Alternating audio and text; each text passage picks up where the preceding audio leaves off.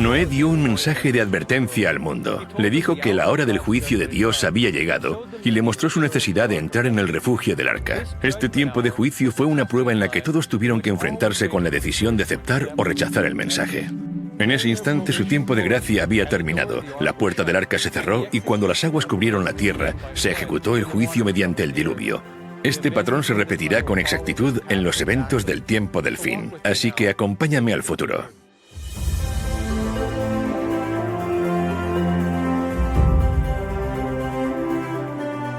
Soy Jeff Rage, el presentador. Estoy caminando sobre una línea de tiempo que abarca todo el largo de este estadio de fútbol. Cada pulgada de este campo representa un año. Como podéis ver, esta línea de tiempo realmente nos ayuda a tener una mejor perspectiva. Anteriormente vimos cómo una profecía del libro de Daniel predijo el año exacto en que volveríamos a vivir los días de Noé, el comienzo del tiempo del fin.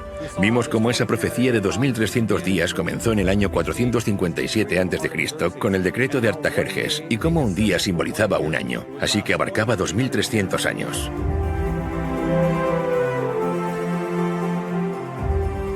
Esta profecía se extendía mucho más allá del tiempo en que Jesús vivió, hasta el año 1844. Fue en esa fecha cuando el mensaje del primer ángel comenzó a transmitir la señal de advertencia que anunciaba que la hora del juicio había llegado. En esos días de Noé, ese tiempo de prueba duró 120 años, pero en nuestros días el mensaje del juicio ha estado anunciándose durante más de 170 años. Así como el mensaje de Noé se extendió por toda la tierra, de la misma forma el mensaje de los tres ángeles está circulando hoy alrededor del mundo, advirtiendo a sus habitantes que deben entrar en el arca del pacto eterno antes de que se ejecute el juicio final. Antes del diluvio, hubo un momento cuando el último mensaje de misericordia ya había sido dado y todas las personas delante del arca, con la puerta abierta, tuvieron que hacer una elección. Este es el punto donde ahora nos encontramos. Los mensajes del segundo y del tercer ángel nos advierten sobre la última gran crisis del mundo, que colocará a las multitudes de la tierra en el valle de la decisión, tal y como ocurrió en los días de Noé.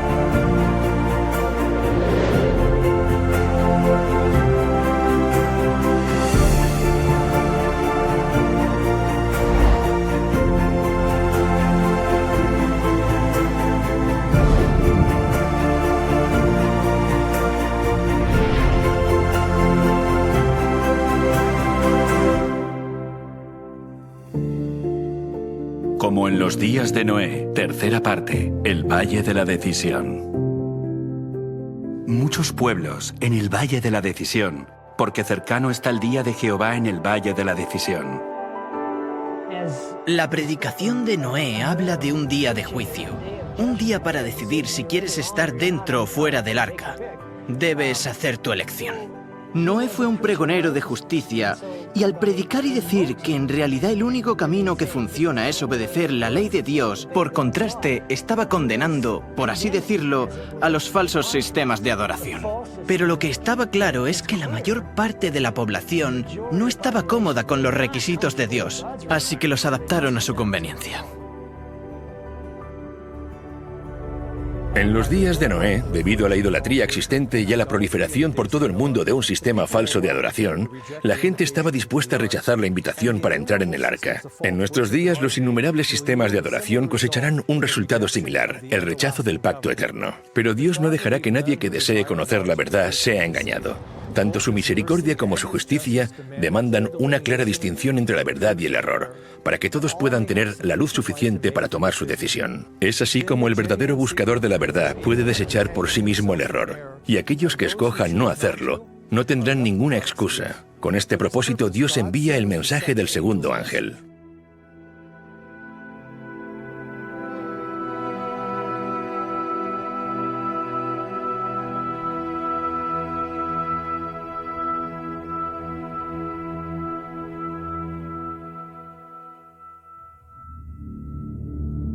El mensaje del segundo ángel.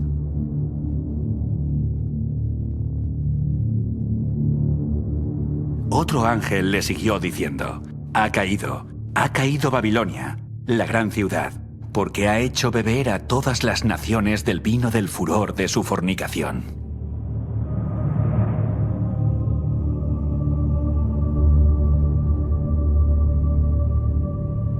Ahora, ¿qué es el vino?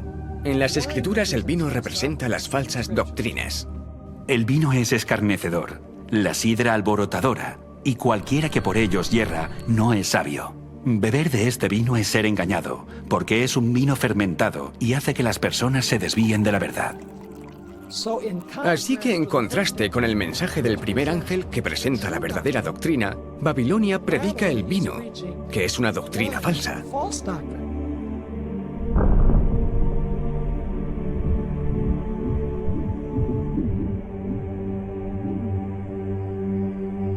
La oscuridad de la noche nos oculta de la vista la verdad sobre el mundo que nos rodea. La confusión, al igual que la oscuridad, nos ha ocultado la verdad sobre el carácter de Dios. Las doctrinas e ideas falsas son como los árboles del bosque que cambian con las estaciones. Se mecen con el viento, crecen y caen a lo largo de los siglos. Existe solo una manera de disipar la oscuridad, y es con luz.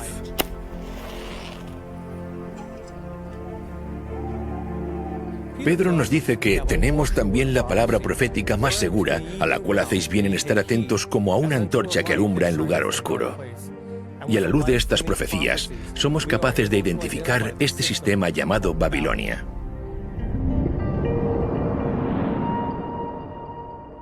Babilonia está representada por una mujer en Apocalipsis capítulo 17. Y me llevó en el espíritu al desierto, y vi a una mujer sentada sobre una bestia escarlata llena de nombres de blasfemia, que tenía 7 cabezas y 10 cuernos. Los primeros 3 símbolos que nos ayudan a identificar a Babilonia son la mujer, la bestia y las 7 cabezas. Para poder entender correctamente estos símbolos debemos permitir que la Biblia los defina por nosotros. Esto es lo que Dios tiene que decirnos acerca del símbolo profético de una mujer. Destruiré a la bella y delicada hija de Sión. Sión fue el nombre dado al pueblo de Dios. También lo leemos en Isaías. Y diciendo a Sión: pueblo mío eres tú.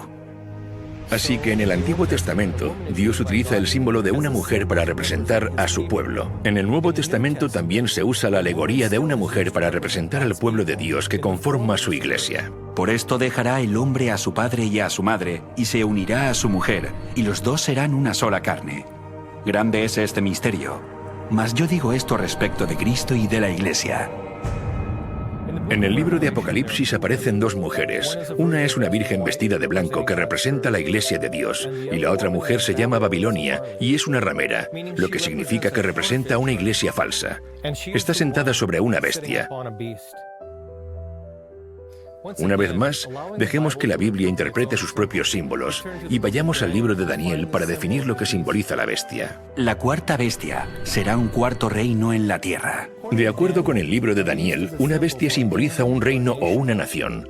Como la Biblia utiliza a una mujer como un símbolo de una iglesia y a la bestia como símbolo de una nación, entonces la imagen de una mujer sentada sobre una bestia simboliza a una iglesia que controla una nación o un reino. En otras palabras, esta nación es al mismo tiempo una iglesia y un estado. Después Juan dice que esta bestia tiene 7 cabezas, y la Biblia nos dice qué es lo que representan estas cabezas tan solo 6 versículos más adelante. Esto para la mente que tenga sabiduría. Las 7 cabezas son 7 montes, sobre los cuales se sienta la mujer. El hecho de que esta mujer se siente sobre esta bestia con 7 cabezas nos dice que esta iglesia y este estado están localizados cerca de 7 montes. Juan sigue describiendo a esta mujer con detalle. Y la mujer estaba vestida de púrpura y escarlata y adornada de oro, de piedras preciosas y de perlas, y tenía en la mano un cáliz de oro lleno de abominaciones y de la inmundicia de su fornicación, y en su frente un nombre escrito, un misterio: Babilonia la Grande, la madre de las rameras y de las abominaciones de la tierra. Nuestra cuarta pista dice que esta mujer o iglesia, a la que se llama Babilonia, es una ramera, lo que quiere decir que ha cometido adulterio contra Dios al abandonar su pacto. Así que esta iglesia no representa al pueblo de Dios. En lugar de eso, representa a una iglesia falsa. Nuestra quinta característica es la apariencia de la mujer. Se describe que viste con colores púrpura y escarlata. Al dejar que la Biblia define sus propios símbolos, vemos que Dios nos está diciendo que Babilonia es una iglesia y un estado rodeado por 7 montes, y es una iglesia falsa que aparece principalmente con los colores púrpura y escarlata. Solo existe una iglesia que encaje perfectamente con esta descripción, la Iglesia Católica, también conocida como el Papado. Investiguemos ahora las evidencias que confirman esta conclusión. La Ciudad del Vaticano es la única iglesia y nación de Estado en el mundo. Es conocida como la Ciudad de los 7 Montes y sus colores principales son el púrpura y el escarlata.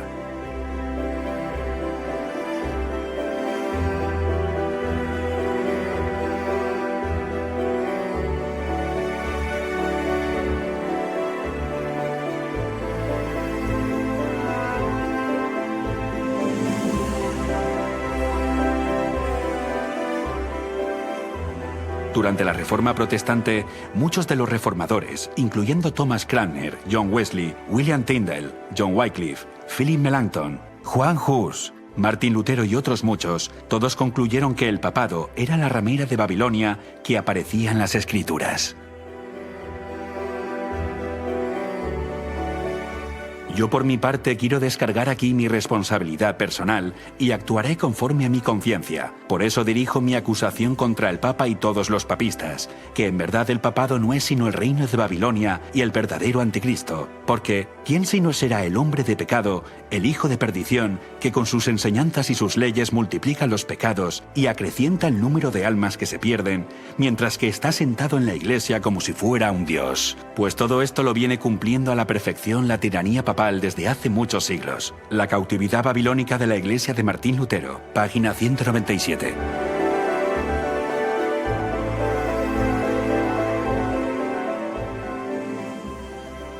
El mensaje del segundo ángel es una advertencia contra el vino de Babilonia y la influencia tóxica de sus falsas doctrinas que han engañado al mundo entero. Sí, incluso al mundo cristiano. Este gran engaño no se produjo de un día para otro, sino sutilmente a lo largo de varios siglos. Cuando piensas en lo que dijo Jesús justo antes de ir al cielo, Él dijo que este evangelio debía ser predicado en todo el mundo y después vendrá el fin. Vemos que los discípulos salen a predicar este evangelio, pero el fin no llegó. Yo creo que la razón es porque el evangelio se contaminó y comenzó a esparcirse por todo el mundo un evangelio diferente. En la segunda parte de esta serie, vimos cómo el santuario nos revela el Evangelio eterno y el pacto eterno, pero ahora veremos una profecía en el libro de Daniel donde se ataca al santuario. Esto es exactamente lo que aquí se está describiendo, un ataque al Evangelio y al pacto, reemplazándolo por un pacto falso. En Daniel capítulo 8, la Biblia habla sobre el poder de este cuerno pequeño que contaminaría el santuario. Aún se engrandeció contra el príncipe de los ejércitos, y por él fue quitado el continuo sacrificio, y el lugar de su santuario fue echado por tierra. Y a causa de la prevaricación le fue entregado el ejército junto con el continuo sacrificio, y echó por tierra la verdad, e hizo cuanto quiso y prosperó. Cuando estudias la secuencia del capítulo, no hay duda de que el cuerno pequeño está hablando del papado católico. La profecía de Daniel nos dice que el papado se ensalzaría a sí mismo y se exaltaría incluso por encima de Cristo, el príncipe del pacto. Y por culpa del papado, la verdad que representa el santuario y el ministerio de Jesús en el cielo sería echado por tierra. En lugar de mirar a Jesús como nuestro sumo sacerdote en el santuario celestial, haría que las personas se dirigieran a los sacerdotes humanos en un santuario falso en la tierra.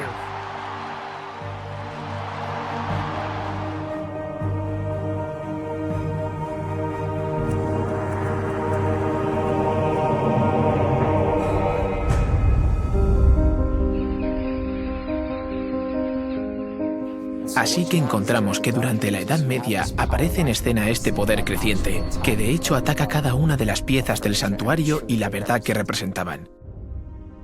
El altar del sacrificio, que representaba el sacrificio de Cristo, fue atacado.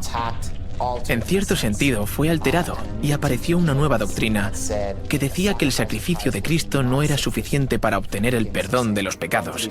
Y si querías ser perdonado, tenías que pagar dinero. Necesitabas comprar indulgencias, hacer penitencias, así que el sacrificio de Cristo era insuficiente para limpiar los pecados. Y el sacrificio de Cristo,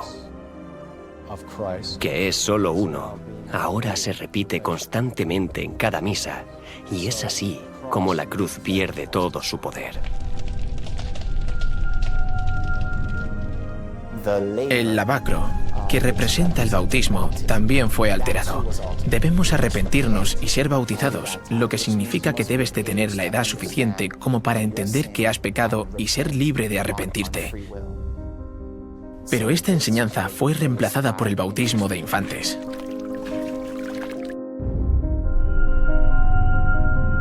La mesa de los panes de la proposición representa la Biblia. La Biblia en la Edad Media fue arrebatada.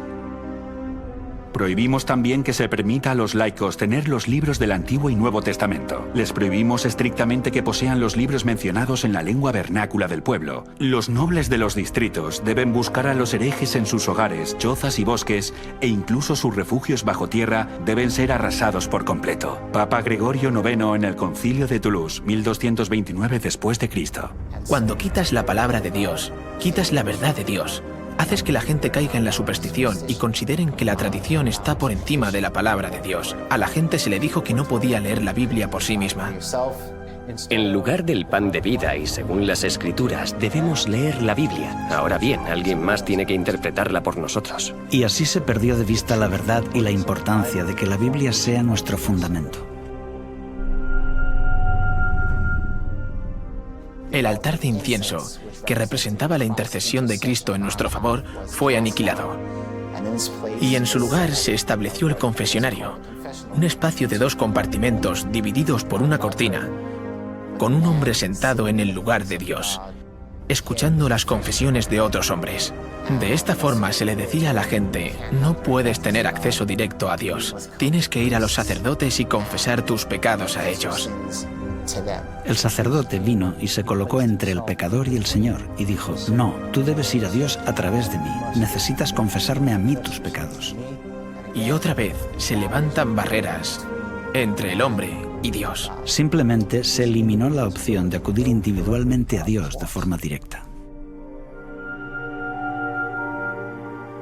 El candelabro de 7 brazos representaba a la Iglesia. También fue atacado durante las persecuciones que ocurrieron durante este periodo de tiempo conocido como la Edad Media. También trató de suprimirse la testificación, y eso es lo que representa el candelabro, el testimonio.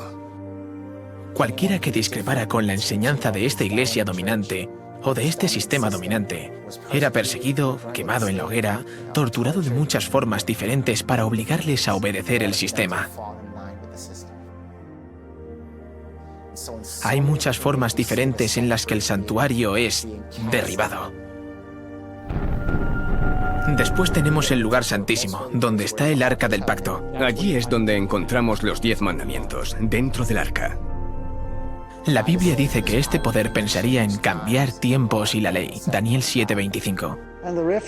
La Reforma claramente enseñaba o predicaba con arrojo que veían cómo el poder papal decía tener el derecho de cambiar su ley como representante de Dios en la tierra.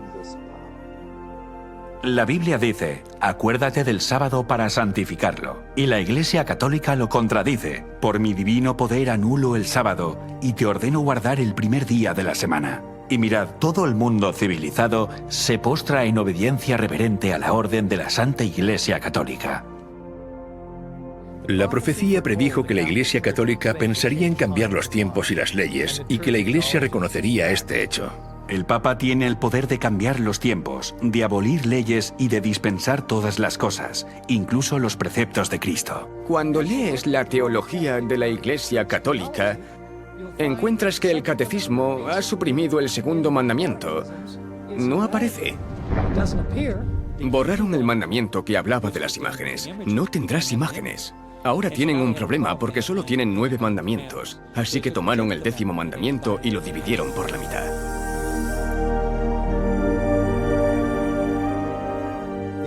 Además de aniquilar el santuario, cambiando las doctrinas y la ley, también eliminaron el sábado.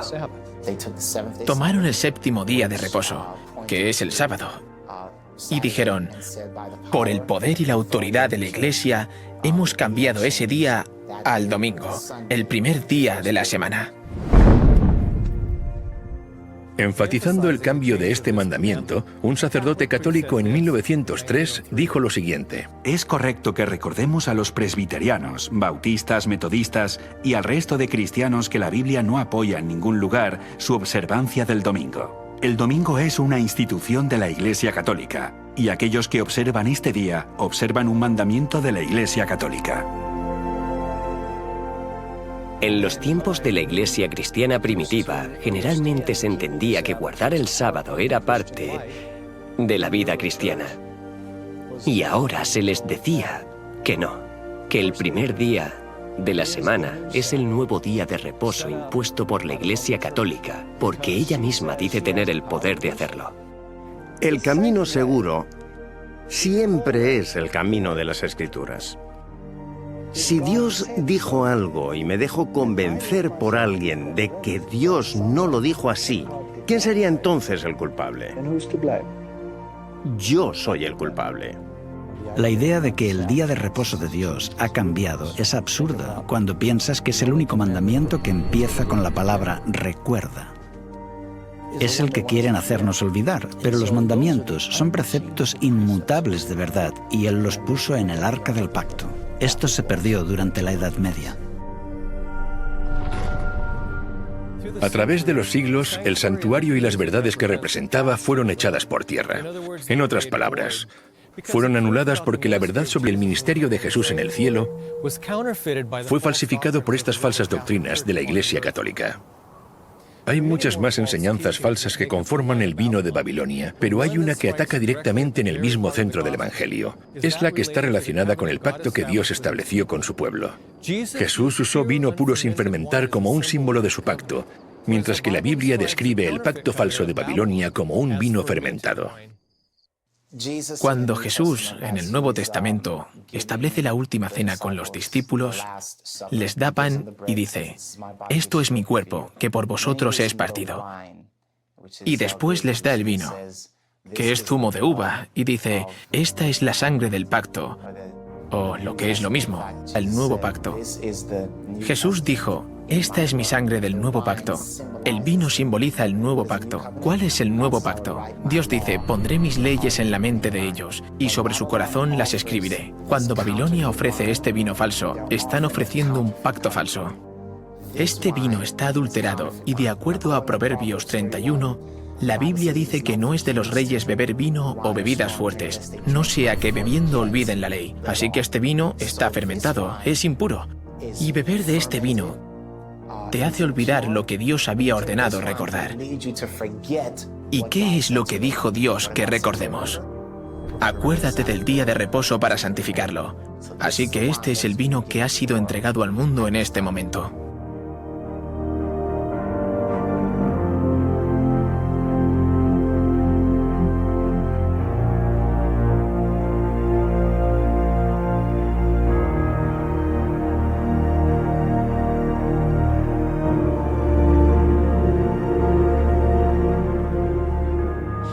Vemos que cada pieza de mobiliario, incluyendo la ley de Dios, fue eliminada.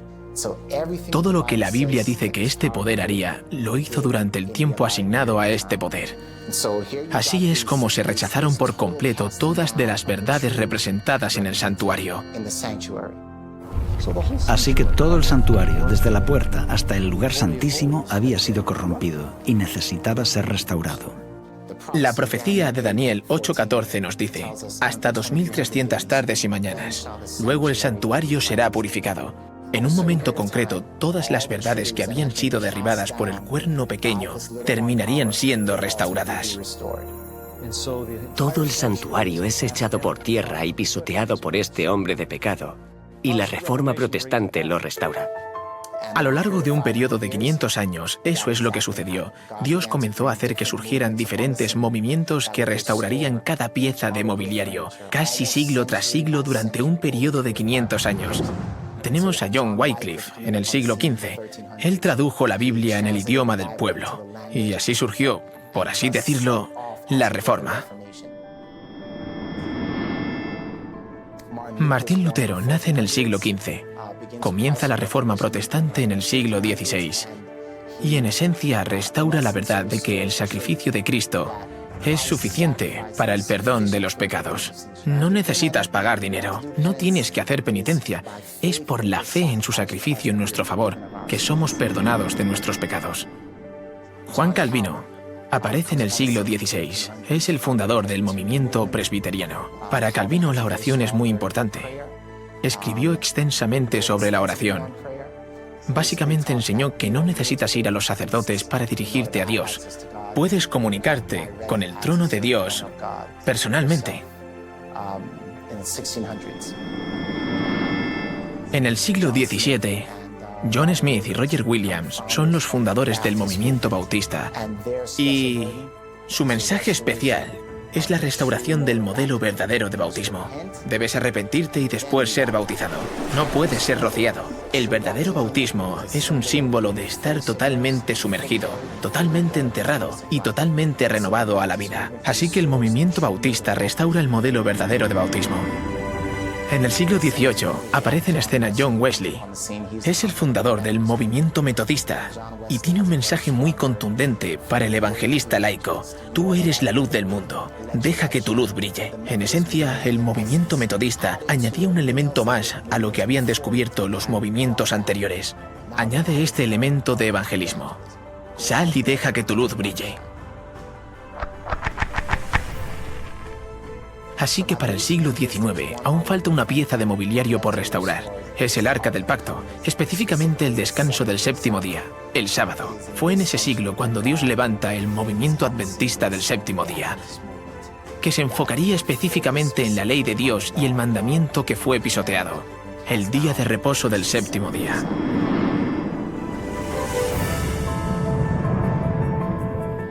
Así que en esencia tenemos estas dos profecías en el libro de Daniel. Una que dice que el santuario sería echado por tierra y la otra que dice que sería purificado al final de los 2300 días. Vemos que esto se confirma en la historia.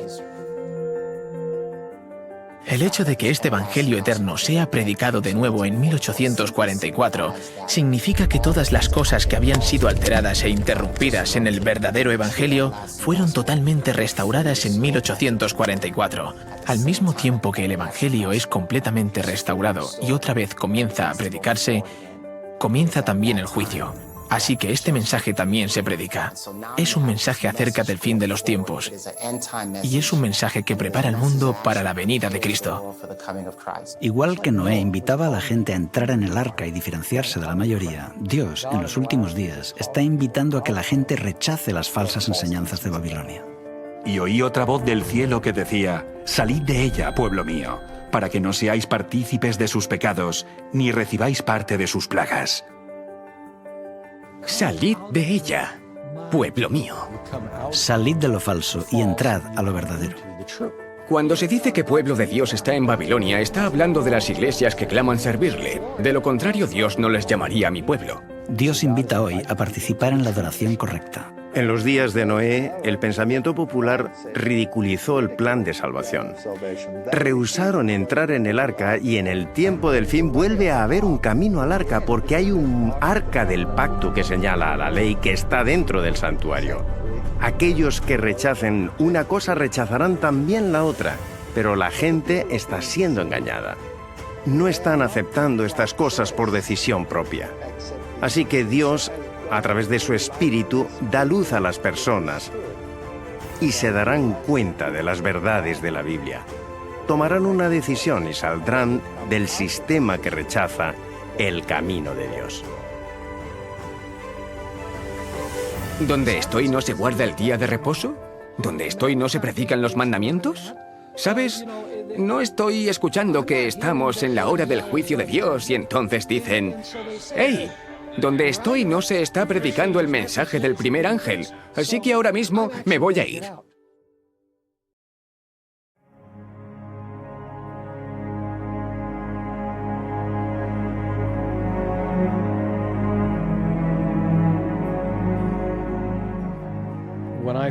La primera vez que escuché este mensaje, que la denominación a la que pertenecía era Babilonia, y que ese era un método falso de alabanza, me asustó y me salí de la Iglesia Católica. Conocí a mucha gente buena que estaba dentro de la Iglesia Católica, pero cuando vi que sus enseñanzas eran contrarias a la Escritura, no tuve elección. Como ser humano racional reflexioné y dije, bueno, la única conclusión lógica es seguir lo que Dios ha dicho en la Biblia, no la tradición de los hombres. Fue muy difícil porque toda mi familia era católica y lo siguen siendo hasta el día de hoy. Y esto es lo que necesitamos hacer que la gente conozca que Babilonia ha caído. Ha caído 2 veces. Y no solo el catolicismo romano, sino también las hijas de la ramera que son presentadas en Apocalipsis 17, porque ellas también se han convertido en una Babilonia espiritual. Y en su frente, un nombre escrito, un misterio. Babilonia la Grande, la madre de las rameras y de las abominaciones de la tierra. Se la describe como la madre de las rameras y abominaciones, así que ella es madre y tiene hijas, por lo que el mensaje de este segundo ángel avanza. Creo que este mensaje habla de la madre de forma genérica, pero también se refiere a las hijas. Así que, ¿quiénes son las hijas? Son las iglesias protestantes que salieron de ella, que ya no protestan, que han rechazado el mensaje del primer ángel. Claramente, el mensaje del segundo ángel invita a que la gente salga de los sistemas religiosos donde no se pone en práctica el mensaje del primer ángel. Esto se refiere a las iglesias protestantes que han dado la espalda al mensaje del santuario, a la ley de Dios, al sábado. Babilonia ha caído, ha caído. Apocalipsis 18 lo retoma diciendo, salid de ella, pueblo mío. Así que hay una invitación para que el pueblo de Dios, que está en estas organizaciones caídas, salga de ellas, porque estos sistemas caídos están enseñando que hay otro camino para acceder al trono de Dios. Cuando solo hay un camino al trono de Dios, y es a través del patrón que se nos dio en el santuario.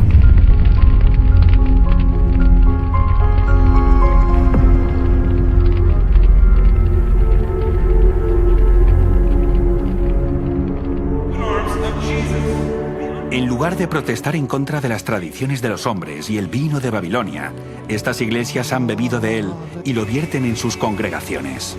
El término Babilonia, confusión, puede ser apropiadamente aplicado a estas entidades.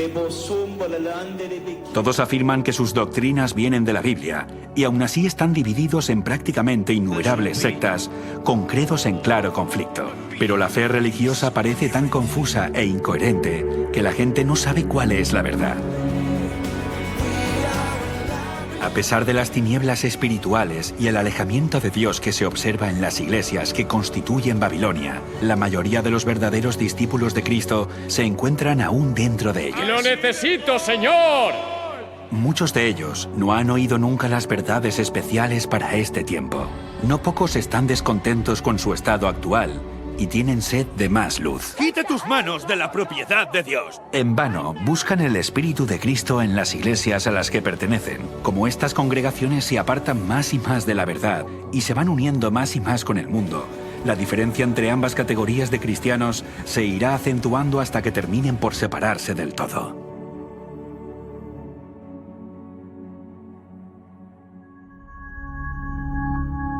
Recuerdo cuando descubrí este mensaje.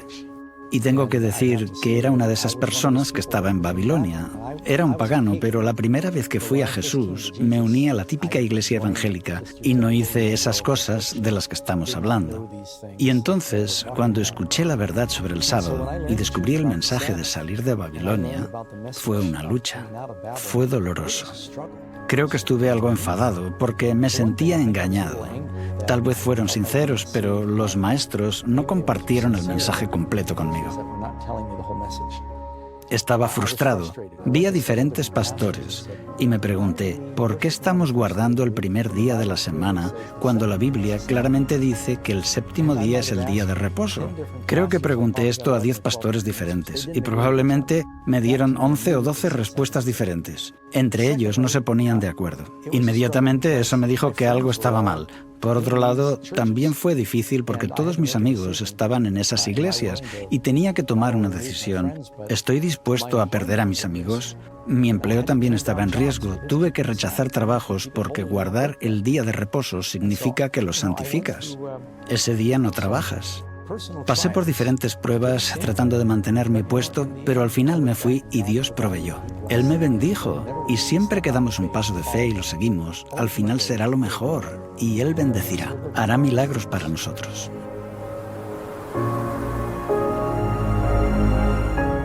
Los mensajes del primer y del segundo ángel serán difíciles de aceptar para los cristianos. Estas advertencias ponen en duda muchas de las creencias fundamentales que los cristianos han profesado.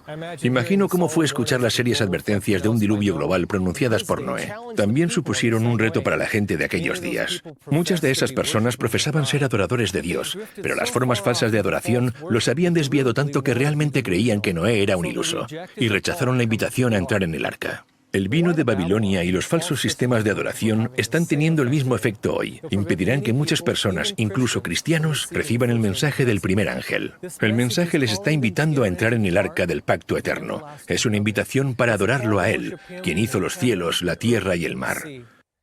Vimos cómo este mensaje apunta al mandamiento del sábado, porque es al mismo tiempo un recordatorio de su creación y una señal del pacto eterno.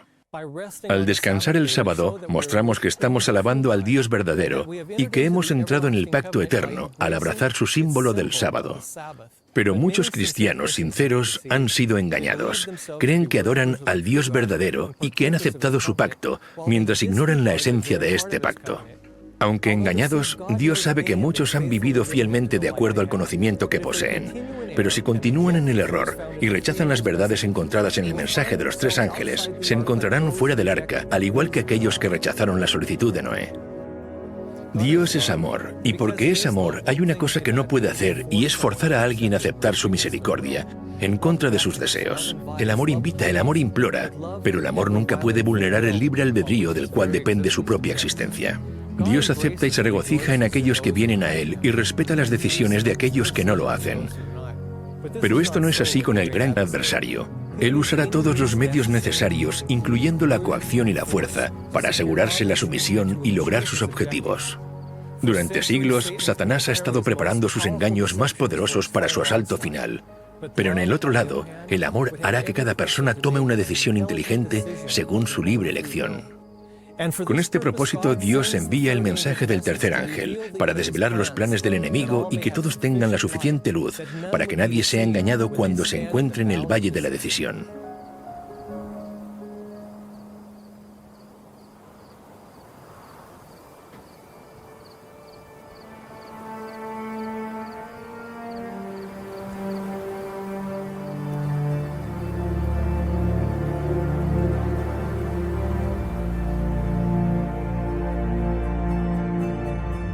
El mensaje del tercer ángel.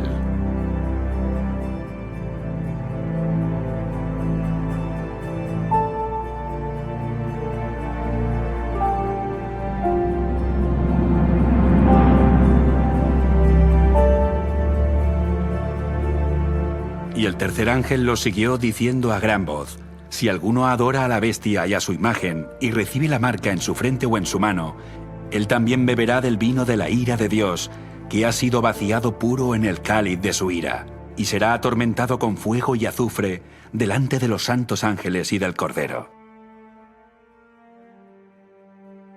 Y el humo de su tormento sube por los siglos de los siglos. Y no tienen reposo de día ni de noche los que adoran a la bestia y a su imagen, ni nadie que reciba la marca de su nombre. Aquí está la paciencia de los santos, los que guardan los mandamientos de Dios y la fe en Jesús. El mensaje del tercer ángel habla de los que reciben la marca de la bestia. Realmente, aquí está la maldición más temida de todas las que encontramos en la Biblia. Es lo que les ocurre a los que reciben la marca de la bestia.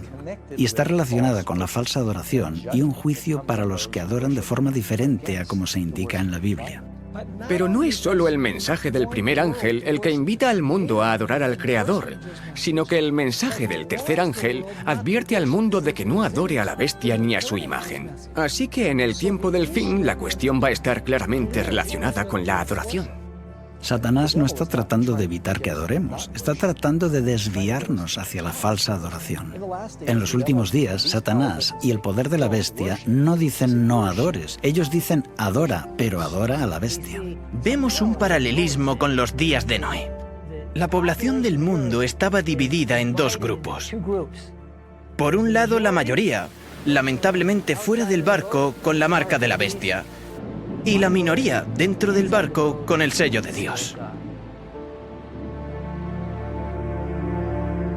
Incluso hoy la identidad de la bestia sigue siendo un misterio para la mayoría. La cultura popular ha hecho de estas profecías tema de innumerables películas y libros, y esto ha llevado a todo tipo de especulaciones, y al hacer esto ha mermado su significado. Ha hecho que se olvide su verdadero significado bajo un manto de confusión. La verdad es que podemos saber exactamente qué es la marca de la bestia. Después de todo, esa es la razón por la que Dios nos dio esta advertencia. Primero necesitamos ser conscientes de que nadie estará a salvo solo por saber cuál es la marca de la bestia. Cuando llegue el conflicto final, solo los que tienen el sello de Dios serán preservados durante el último gran conflicto.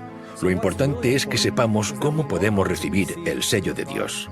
Así que antes de ver en qué consiste la marca de la bestia, aprendamos primero en qué consiste el sello de Dios. Vi también a otro ángel que subía de donde sale el sol y tenía el sello del Dios vivo.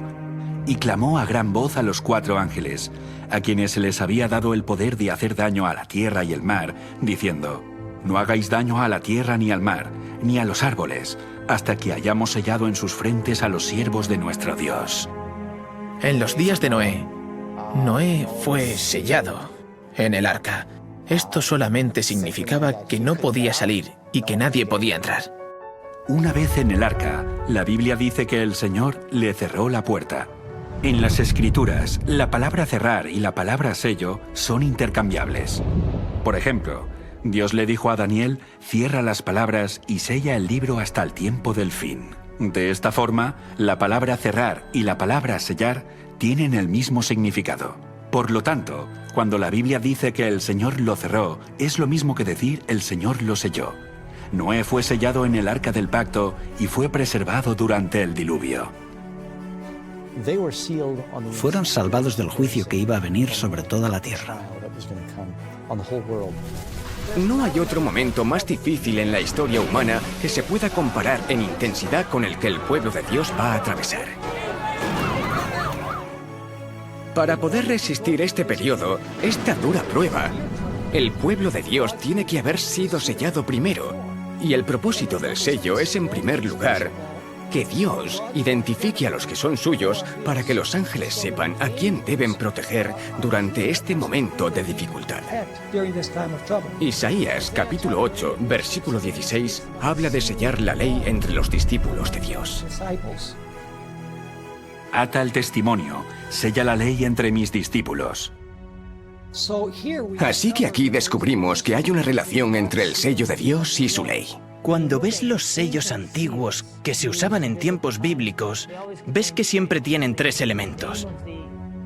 Tienen el nombre de la autoridad que los expedía, el rey o quien fuera, tienen su título y tienen su jurisdicción.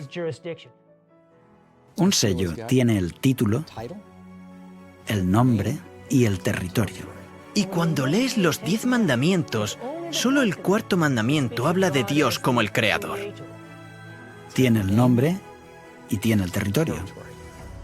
Su jurisdicción es ser el gobernador de los cielos y la tierra. Así que justo en el mandamiento del sábado encontramos el sello de Dios, y esto es algo único que identifica al que adoramos. Al igual que en los días de Noé, subirse al arca representaba que aceptaban todo el código moral de Dios, los 10 mandamientos, seguir la voluntad de Dios. En el tiempo del fin, guardar el sábado es la señal de que se aceptan todos los requisitos morales de Dios. El sello, de acuerdo con la Biblia, puede resumirse en ese mandamiento, el cuarto mandamiento. No porque ese mandamiento por sí mismo te salve, sino porque ese mandamiento da autoridad a toda la ley. Sin el cuarto mandamiento, el resto del decálogo podría ser las leyes de cualquiera. Pero este es el Señor, tu Creador. Eso es lo que le da el sello de autoridad a toda la ley. Guardando ese día conforme al mandamiento, estás reconociendo la autoridad del legislador, y por eso es importante guardar el sábado. Y santificad mis días de reposo, y sean por señal entre mí y vosotros, para que sepáis que yo soy Jehová vuestro Dios. Realmente, el sábado determina a quién adoras. Guardar el sábado muestra que hemos confiado nuestras vidas a nuestro Creador, a nuestro Salvador. Si el día de reposo es la señal de Dios como el Creador, la marca de la bestia debe ser una señal antagónica que este poder ha creado para rivalizar con la señal que Dios estableció. ¿Cuál fue la señal que Dios estableció y que le reconoce como creador? El sábado. Así que, ¿cuál será la marca que distingue a la bestia y demanda que la gente le adore? Debe ser un día diferente. En el libro de Apocalipsis se dice que la última guerra es una guerra por la adoración. El mensaje del tercer ángel nos advierte 2 veces que muchos adorarán a la bestia. Esta es una violación del primer mandamiento que dice: no tendrás dioses ajenos delante de mí. El mensaje del tercer ángel nos advierte 2 veces que muchos adorarán la imagen de la bestia. Esta es una violación del segundo mandamiento que prohíbe la adoración de imágenes e ídolos. Hemos sido advertidos de que muchos recibirán el nombre de la bestia, una falsificación del tercer mandamiento, el de no tomar el nombre de Dios en vano. Y finalmente, el mensaje del tercer ángel nos advierte 2 veces de que no recibamos la marca de la bestia, una falsificación del sello de Dios del cuarto mandamiento. Recordad el sábado, santificadlo. Podemos ver el paralelismo entre tener un solo Dios o tener más a quien adorar. El nombre, la imagen, esto nos indica que el día de reposo es la marca, porque la descripción va en paralelo. Todo gira en torno a la primera tabla del Decálogo. Los primeros 4 de los 10 mandamientos son leyes que definen cómo tenemos que adorar a Dios. Así que cuando el mensaje del primer ángel nos ordena adorar a quien hizo los cielos, la tierra y el mar, nos dirige al arca del pacto eterno por medio de la alabanza al Creador. El mensaje del segundo ángel nos advierte que la falsa alabanza confundirá a la gente y la alejará del pacto. Y el mensaje del tercer ángel nos avisa sobre la bestia, que tratará de impedir que la gente entre en el pacto, forzándola a ignorar la señal de adoración al Creador, y en su lugar, recibir la señal de adoración de la bestia. Entonces, ¿quién es esta bestia? Me paré sobre la arena del mar, y vi subir del mar una bestia que tenía 7 cabezas y 10 cuernos, y en sus cuernos 10 diademas, y sobre sus cabezas un nombre blasfemo. Juan ve que esta bestia tiene 7 cabezas y 10 cuernos. Esta es exactamente la misma descripción de la bestia de Apocalipsis 17, sobre la que se sentaba la mujer llamada Babilonia vestida en colores púrpura y escarlata. Fíjate además que esta bestia también tiene 7 cabezas y 10 cuernos. En el capítulo 13 Juan vio que la primera bestia salía del mar. El capítulo 17 dice lo que simboliza el mar. Las aguas que has visto, donde la ramera se sienta, son pueblos, muchedumbres, naciones y lenguas. Así que lo que Dios está revelando en Apocalipsis 13 es que esta bestia sube al poder en un área densamente poblada. La bestia en Apocalipsis 17 sostiene a una mujer que está llena de nombres de blasfemia. Y cuando regresamos a la bestia en Apocalipsis 13, también tiene sobre sus cabezas nombres de blasfemia. Las descripciones de estas 2 bestias coinciden porque ambas representan al mismo poder. La bestia que Juan vio levantarse del mar es la misma bestia sobre la que estaba la mujer llamada Babilonia y que ya vimos que representa al papado de la Iglesia Católica.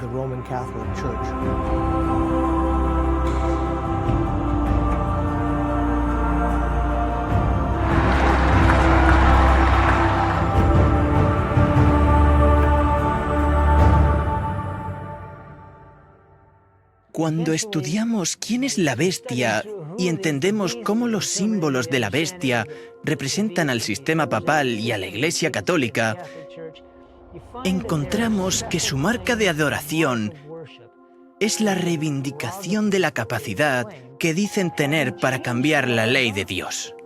Cambiándola, la han distorsionado por completo.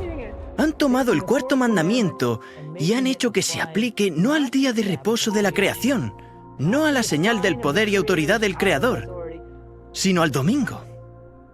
Según la Iglesia Católica, esta sería la marca de su autoridad, y esta es la marca de la bestia en el tiempo del fin. Un arzobispo de la Iglesia Católica dijo lo siguiente en 1562. Por lo tanto, la autoridad de la Iglesia no está unida a la autoridad de las Escrituras, ya que la Iglesia había cambiado el sábado al domingo, no por orden de Cristo, sino por su propia autoridad.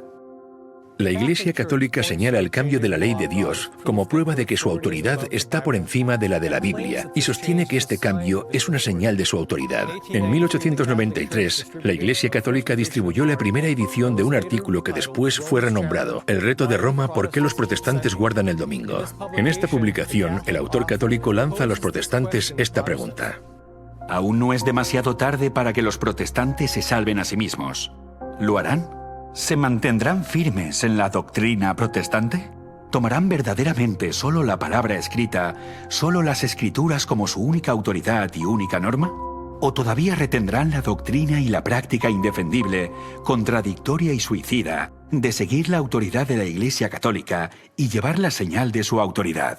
¿Guardarán el día de reposo del Señor, el séptimo día, de acuerdo a la Escritura? ¿O guardarán el domingo de acuerdo a la tradición de la Iglesia Católica? Eliminar aquello que nos recuerda la autoridad de Dios como Creador. Rechazar la señal de la fe. La supresión de esas cosas ataca a los cimientos de nuestra relación con Dios y todo lo que esto conlleva. El acto más desafiante que puede haber para desafiar la autoridad de Dios es cambiar su ley, porque la ley es la base de su gobierno. El papado reclama este cambio como una señal de su autoridad. Aquellos que adoren al Creador honrarán el día que Dios santificó como la señal de su autoridad y de que forman parte del pacto. Y aquellos que pisoteen la ley de Dios para obedecer una representación humana recibirán la marca de la bestia, porque aceptan la señal de lealtad al poder que escogieron obedecer, en lugar de obedecer a Dios. Este es el centro del conflicto en esta última guerra por la adoración. Conforme esta crisis se intensifica y se hace universal, cada persona recibirá la señal del poder que decidieron obedecer, en la frente o en la mano. La marca será tanto en la frente como en la mano. Ahora bien, para entender realmente lo que esto implica, tenemos que leer Deuteronomio capítulo 6. Y estas palabras que yo te mando hoy estarán sobre tu corazón, y las repetirás a tus hijos, y las atarás como una señal en tu mano, y estarán como frontales entre tus ojos. Así que primero necesitamos entender qué significan estas palabras, que son los mandamientos que acababan de ser dados en el capítulo anterior. En Éxodo capítulo 13, versículo 9, dice lo mismo. Y también en Deuteronomio 11. La ley de Dios debe estar en tu mano y como frontales entre tus ojos. Y eso añade un nuevo significado a la marca de la bestia. La marca en la frente significa que conscientemente has tomado la decisión de no seguir a Cristo. Hablamos de símbolos. En la mano significan tus acciones y en la frente tu fe y tu forma de adorar. Puedes recibir la marca de cualquiera de las dos formas. Puede que conscientemente no estés de acuerdo con ella, pero la recibes porque dices, realmente no estoy de acuerdo, pero voy a hacerlo porque no quiero perder mi vida. El texto dice que está en la mano y en la frente, Tienen la ley y el pacto de la bestia en su forma de actuar y en su forma de adorar. En esta guerra por la adoración, la bestia tiene un aliado poderoso. Después de ver la primera bestia levantarse del mar, Juan ve otra bestia y dice que esta segunda bestia es la que forzará al mundo a adorar a la primera bestia. Después vi otra bestia que subía de la tierra, y tenía 2 cuernos semejantes a los de un cordero, pero hablaba como dragón. Y ejerce toda la autoridad de la primera bestia en presencia de ella, y hace que la tierra y los moradores de ella adoren a la primera bestia, cuya herida mortal fue sanada. Instigar a que alguien haga algo significa que estás utilizando la fuerza, y en esta profecía la segunda bestia usará su poder para provocar o forzar a los habitantes de la tierra a que adoren a la primera bestia.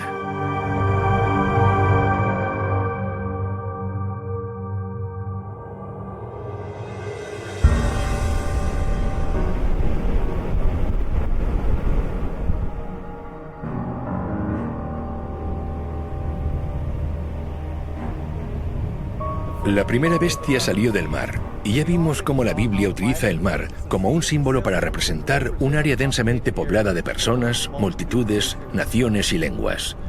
La segunda bestia sale de la tierra, que por contraste representa un área remota, lejos de las ciudades o áreas habitadas de la tierra. Se trata de una nueva nación ascendiendo al poder en un área relativamente deshabitada.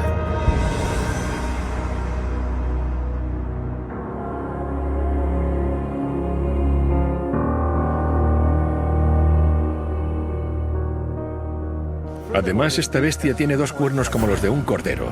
A través de la Biblia vemos que el cordero es un símbolo que representa a Jesús, el Cordero de Dios. Así que cuando se describe la segunda bestia con 2 cuernos como los de un cordero, estaríamos buscando sin equivocarnos a una especie de nuevo Cristo o a una nación cristiana ascendiendo al poder en un área deshabitada. Sin lugar a dudas, hay solo una nación que cumple estos requisitos. Y no es mera coincidencia que a menudo se la considere la nación más poderosa e influyente del mundo, los Estados Unidos de América.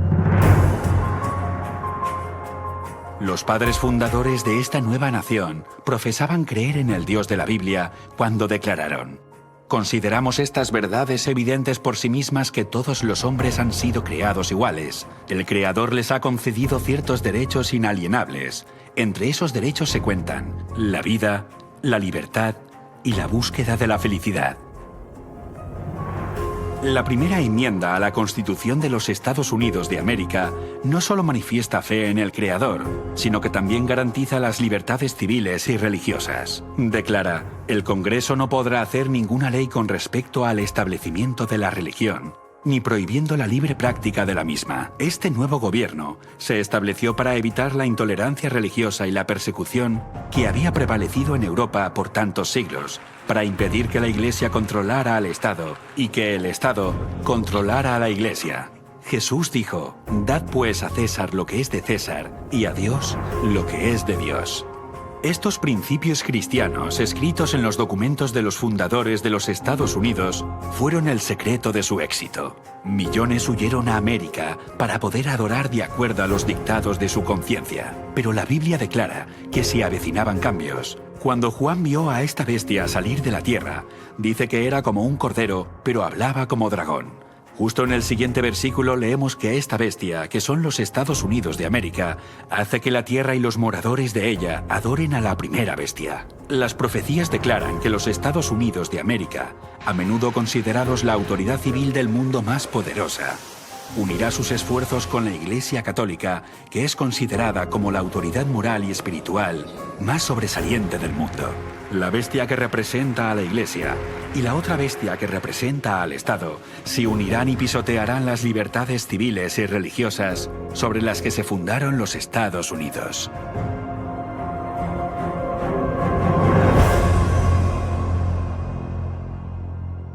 En el tiempo de Cristo y los apóstoles, miles de personas abandonaron la religión de los saduceos y los fariseos, a los que Jesús había declarado corruptos, para formar parte del cuerpo de Cristo, la Iglesia del Nuevo Testamento.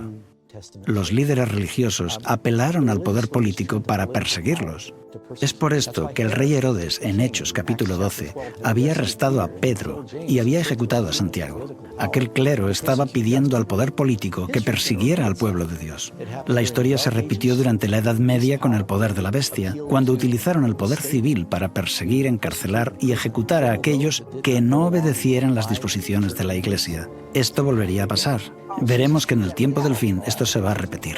Posiblemente necesitaríamos debatir un proyecto de ley que requiera que cada americano vaya a la iglesia de su elección el domingo para tratar de lograr una renovación moral.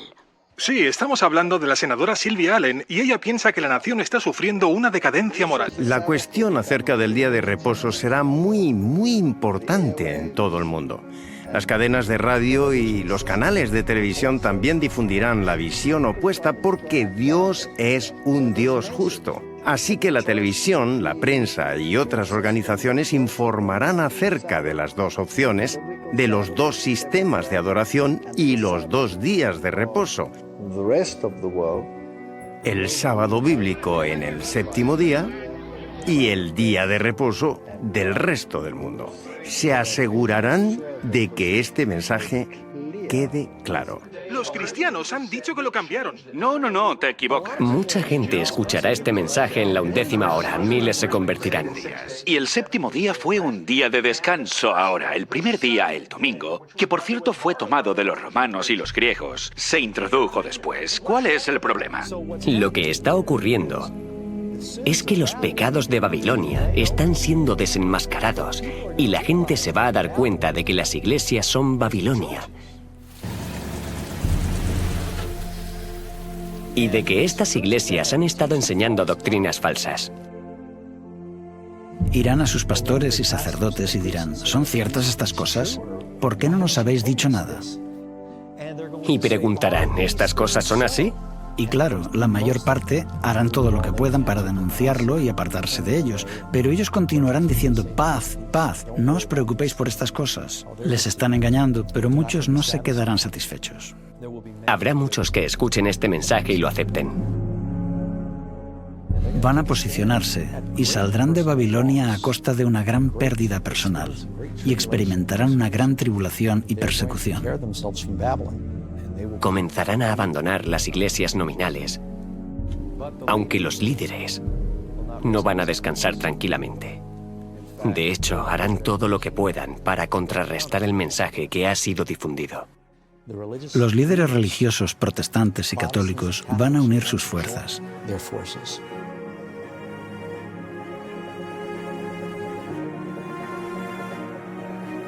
Probablemente habrá una gran confusión financiera en el mundo. Tal vez desastres naturales.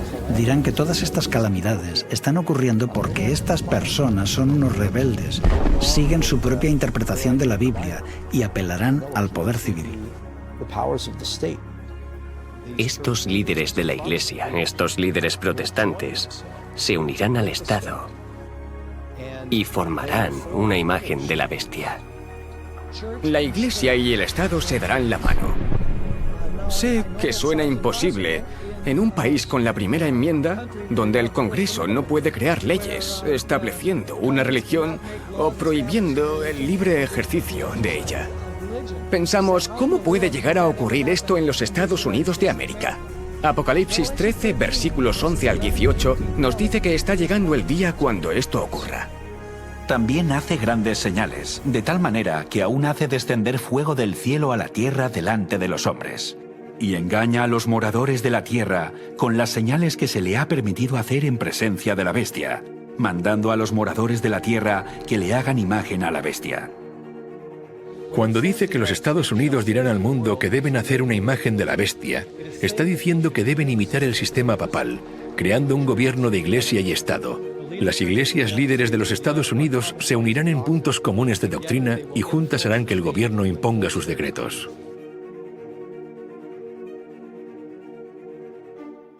Los líderes religiosos en los Estados Unidos presionarán fuertemente para establecer una ley dominical a nivel nacional. Los gobiernos estarán inundados con solicitudes para hacer que la legislación establezca el domingo como día de adoración.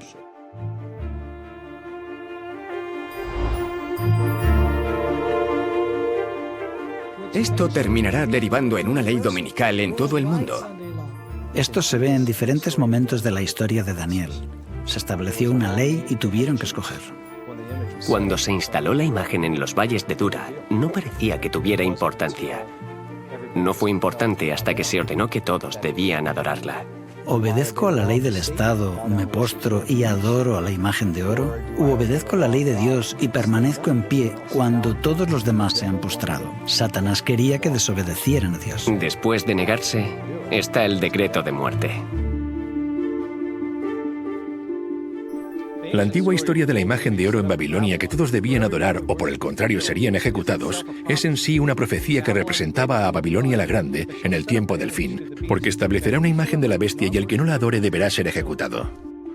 Y que ninguno pudiese comprar ni vender, sino el que tuviese la marca o el nombre de la bestia, o el número de su nombre. Imagina que desde este momento en adelante no se te permitiera comprar ni vender, sin comida, ni ropa, ni agua. ¿Cuánto tiempo aguantarías? El propósito de esta ley es obligar a aquellos que obedezcan la ley de Dios a perecer como marginados de la sociedad o a rendirse y recibir la marca de la bestia. El ridículo, la persecución y la severidad del castigo irán en aumento hasta que finalmente derivará en la pena de muerte. Y se le permitió infundir aliento a la imagen de la bestia, para que la imagen hablase e hiciese matar a todo el que no la adorase. ¡Alto, policía! ¡Policía! ¡Ya habéis ¡Vamos, oído! póngase ahí! ¡Vamos! ¡No se mueva! ¡Al suelo! ¡Vamos, al suelo! Y la Iglesia instigará a que aquellos que no obedezcan esta ley sean perseguidos. La presión política va a ser aplicada de tal forma que usarán el poder militar y policial para perseguir a aquellos que crean en la verdad bíblica. Muchos antes del final, en el fin del tiempo de gracia, perderán sus vidas o serán llevados a prisión. El problema del mundo es lo que lo controla. Hay solo una minoría que tiene el mensaje de fe en la justicia de Dios. Es el mensaje de Noé y es un mensaje de esperanza. Es un mensaje de salvación, pero también es un mensaje de juicio. La elección final es del hombre, que debe decidir entre la ley dada por Dios y la ley dada por el hombre. Y el catolicismo dice exactamente lo mismo. Dice que la decisión está entre el sábado bíblico y el día de reposo papal.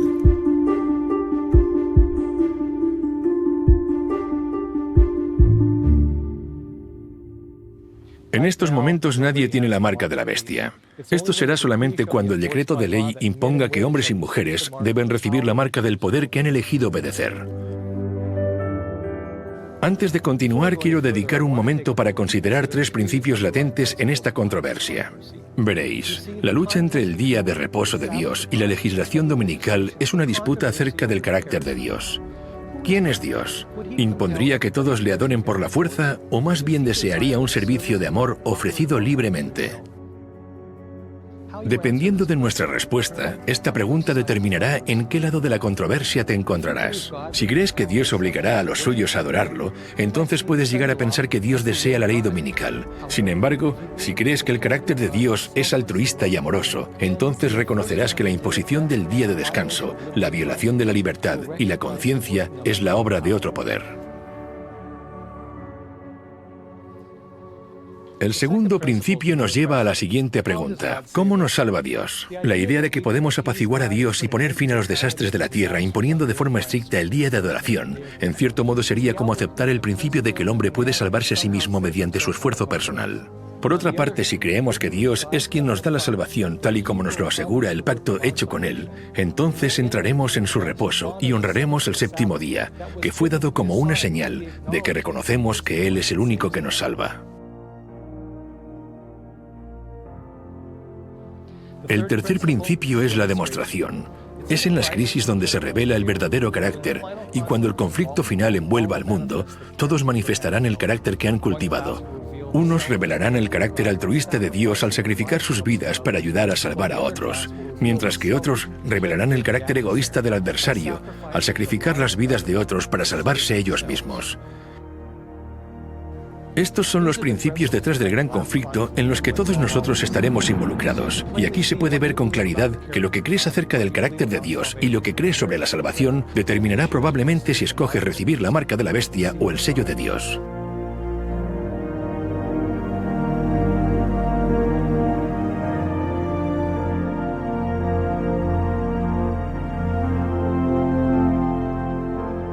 Ahora mismo el mensaje de los tres ángeles está anunciando la hora del juicio final, advirtiéndonos de los eventos que rodean el cumplimiento del juicio que está por llegar. No sabemos cuándo tendrán lugar los eventos, no sabemos el año exacto, pero sea cuando sea, sabemos que sucederán pronto y sobrevendrán rápidamente. Veamos un panorama detallado de estos eventos finales.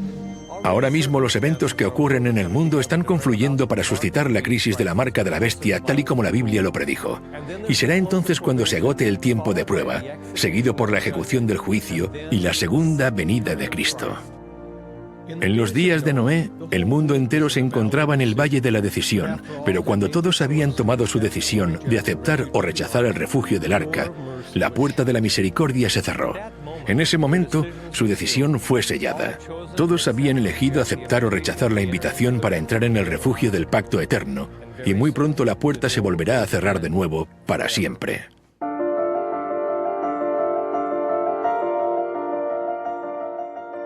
Muchas personas no se dan cuenta de la relación que hay entre los días de Noé y el final de los tiempos.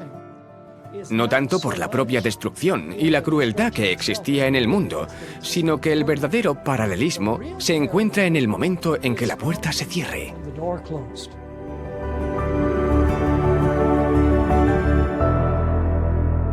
El fin del tiempo de gracia. Nosotros como humanos, sencillamente, no podemos comprender la tolerancia y la paciencia de Dios. Pero él dijo, no contenderá mi espíritu con el hombre para siempre. Hay un límite, y en el tiempo de Noé, Dios determinó 120 años. ¿Por qué no aniquiló a los impíos en ese momento? Es porque Él ama su creación. Él tiene que demostrar que Él da al impío todas las oportunidades y que tiene paciencia. Pero llega un punto donde el tiempo de gracia termina y vemos que la puerta del arca se cierra. Creo que justo ahora estamos llegando al fin del tiempo de gracia de Dios y de la misericordia para esta generación. El mensaje de Noé se da a través del mensaje de los tres ángeles.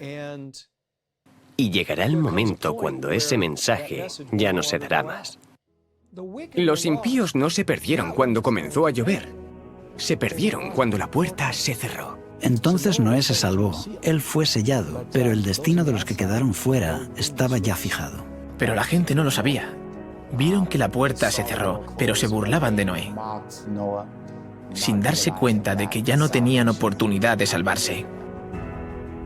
Aunque el tiempo de gracia había terminado, el hombre estaba todavía en la tierra.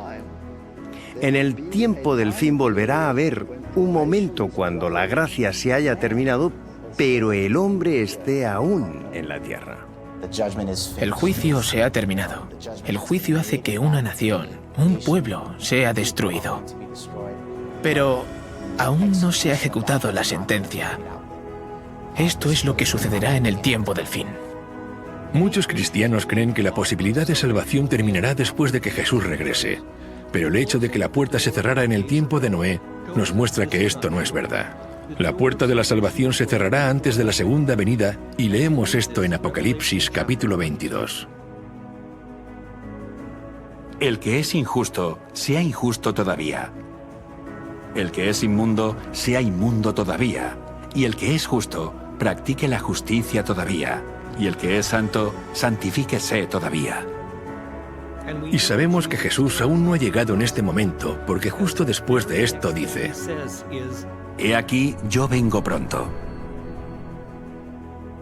Y en ese preciso momento,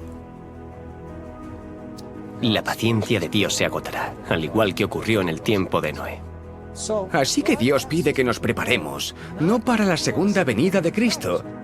Él pide que nos preparemos para cuando se termine el tiempo de gracia. Esto es lo importante.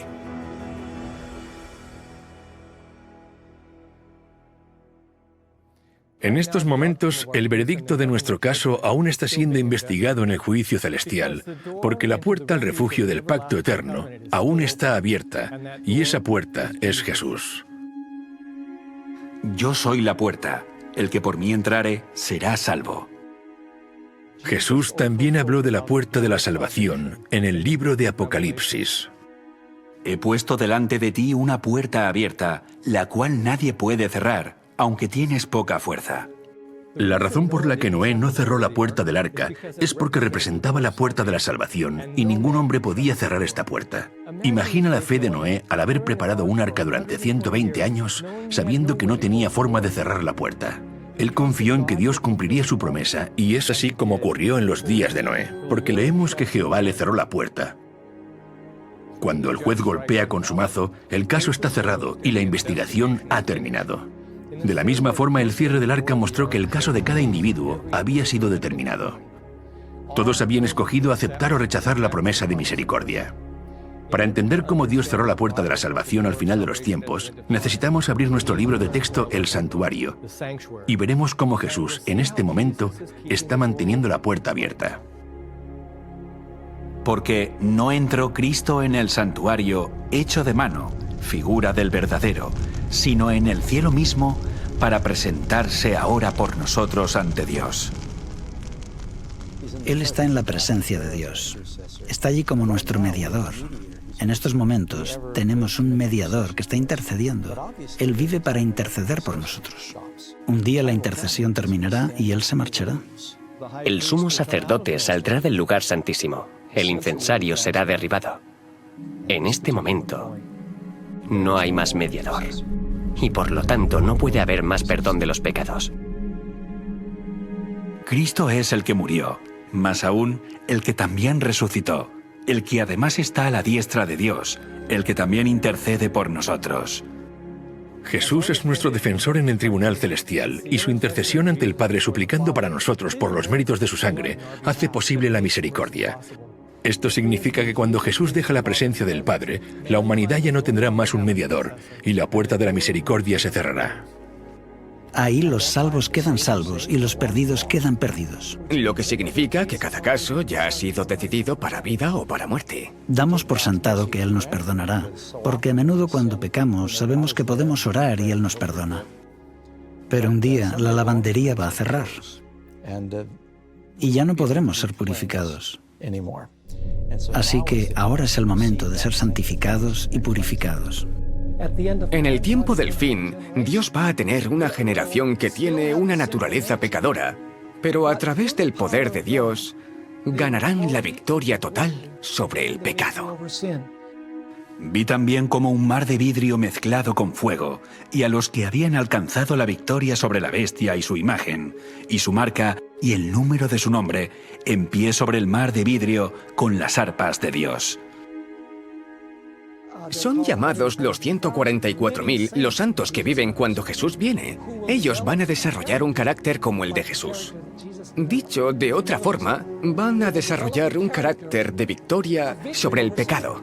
La victoria sobre el pecado es la victoria sobre el egoísmo. La vida de Jesús fue una corriente ininterrumpida de servicio altruista a Dios y al hombre. Cuando el pueblo de Dios es perfeccionado, sus vidas también serán de servicio altruista, libres de todo egoísmo, puesto que el verdadero carácter cristiano se consigue cuando el impulso de ayudar y bendecir a otros brota constantemente desde dentro. Este es el carácter que desarrollará el pueblo de Dios.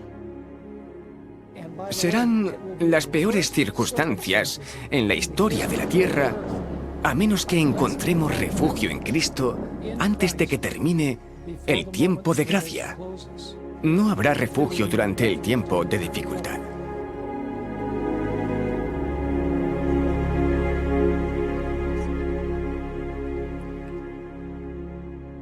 La Biblia dice que Satanás es el acusador de los hermanos, pero Jesús está en la presencia de Dios para defendernos. Pero Jesús no puede terminar su trabajo de intercesión hasta que se levante una generación de santos que estén tan llenos del Espíritu que puedan ponerse en la presencia de Dios sin un mediador. Así que justo ahora Jesús está trabajando para cumplir las promesas de su pacto en aquellos que se lo permitan. Al haber confesado sus pecados en Jesús, han sido perdonados y mediante su poder, sus caracteres han sido santificados y restaurados. En otras palabras, serán capaces mediante el poder de Dios de sostenerse en el momento de dificultad sin pecar cuando ya no haya un mediador en el santuario celestial.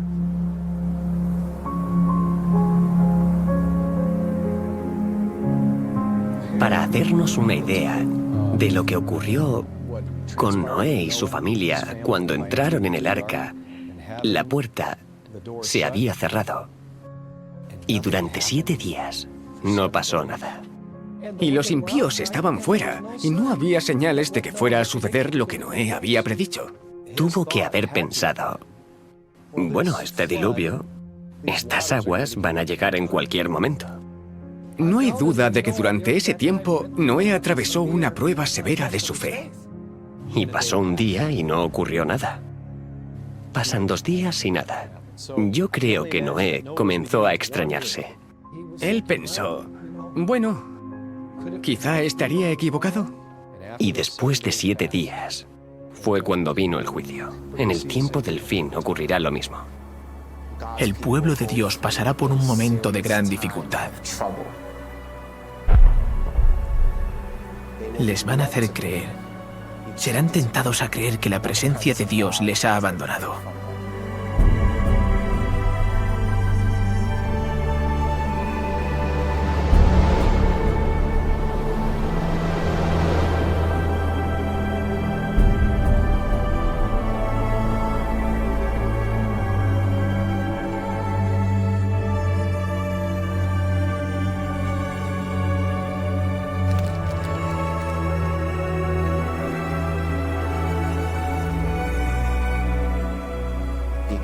A consecuencia del caos y de sus propios pecados que cometieron en su vida pasada.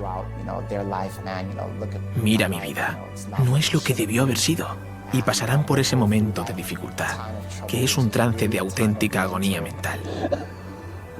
¿Se terminó el tiempo de gracia? ¿Soy salvo?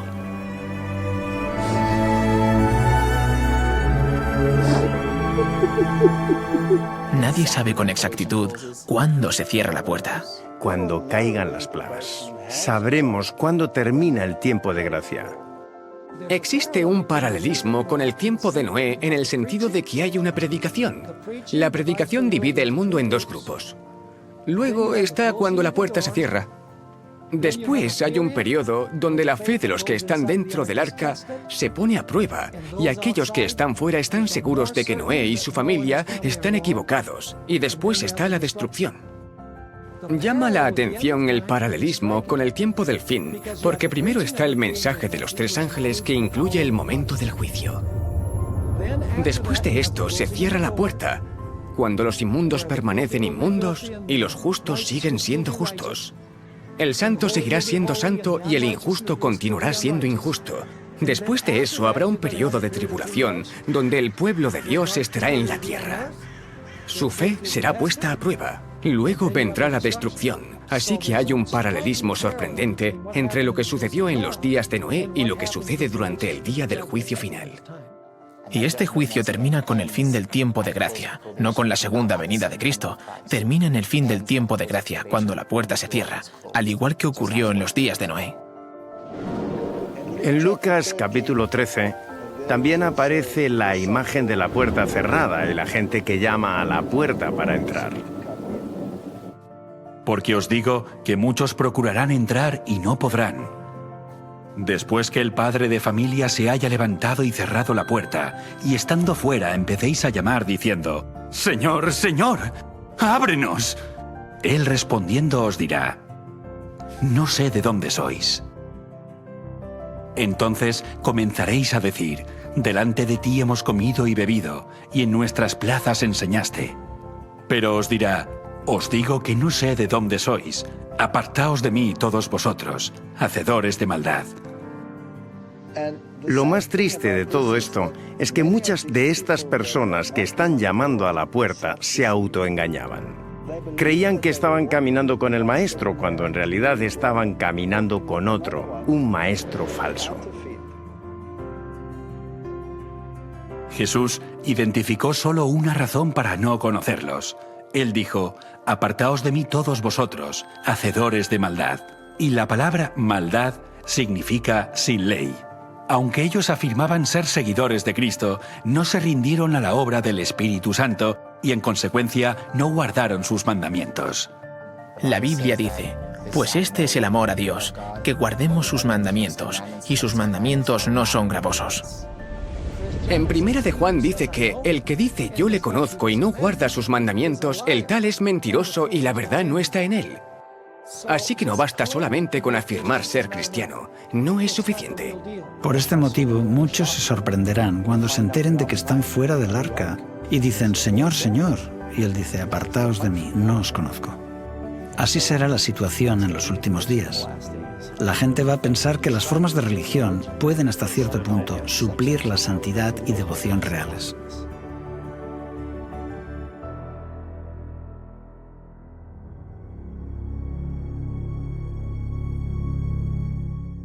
Cuando Dios cerró la puerta del arca, la gente ya había tomado su decisión.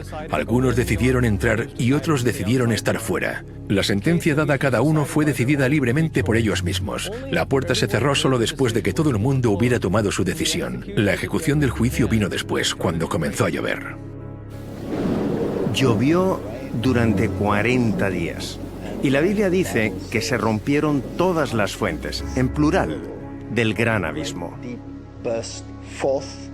Eso suena a un gran evento catastrófico, y cuando comenzó fue como un estallido que originó primero una grieta en la corteza terrestre, y esta agua bajo una gran presión con todos estos billones de toneladas de rocas por encima, se rompió y salieron disparados hacia la atmósfera a kilómetros de altura. Esto causó una lluvia como no nos podemos imaginar.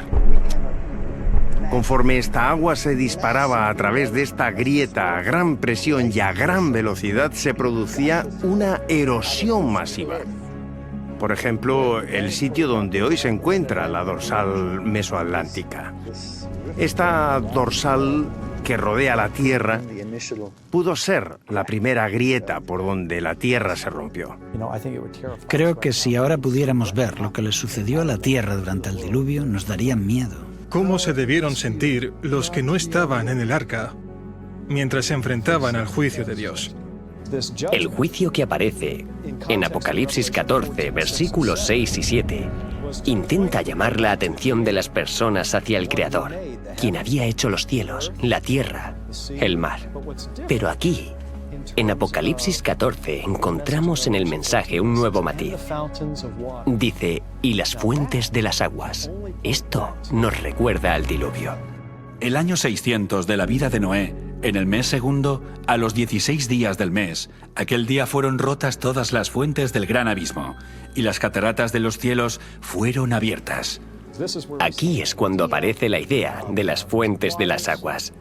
Se abren grandes abismos, y Dios ejecuta el juicio en el mundo por medio del agua. El mensaje del primer ángel nos dice que alabemos a quien hizo las fuentes de las aguas, las mismas aguas que inundaron la tierra.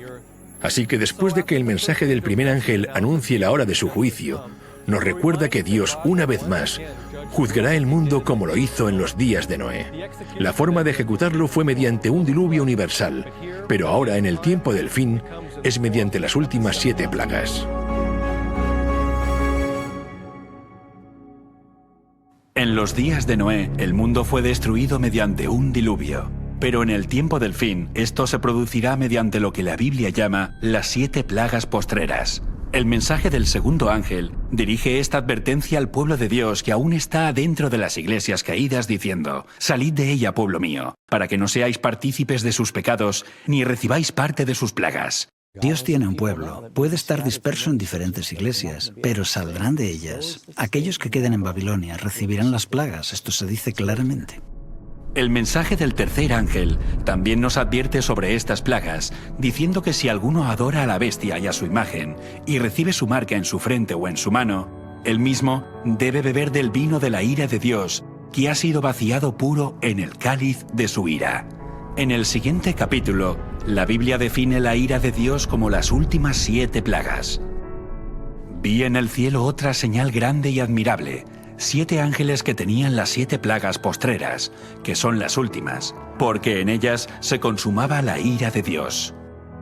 Las plagas realmente son la intensa ira de Dios sin mezcla de misericordia. Y no soy yo el que lo dice.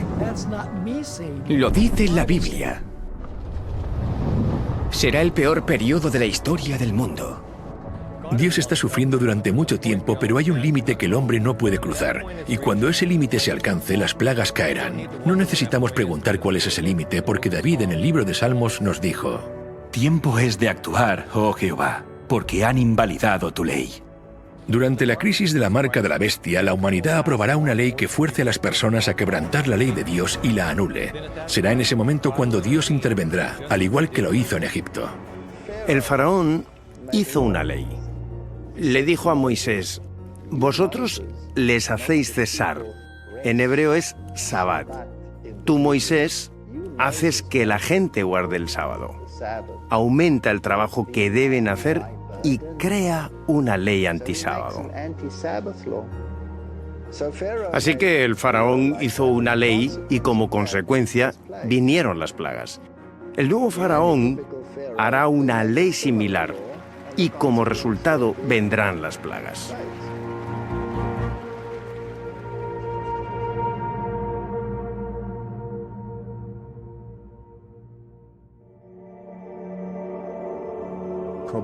El tiempo de gracia ha finalizado. Todos han tomado su decisión. Y ahora comienza a ejecutarse el juicio para que se vean los resultados de la decisión que han tomado.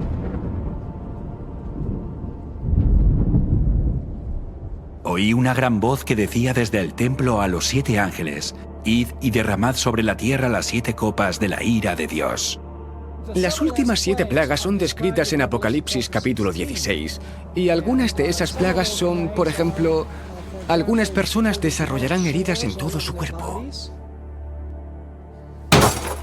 Fue el primero, y derramó su copa sobre la tierra, y vino una úlcera maligna y pestilente sobre los hombres que tenían la marca de la bestia y que adoraban su imagen. El océano se convertirá en sangre, y todos los animales que están en los mares morirán. El segundo ángel derramó su copa sobre el mar, y éste se convirtió en sangre como de muerto, y murió todo ser vivo que había en el mar.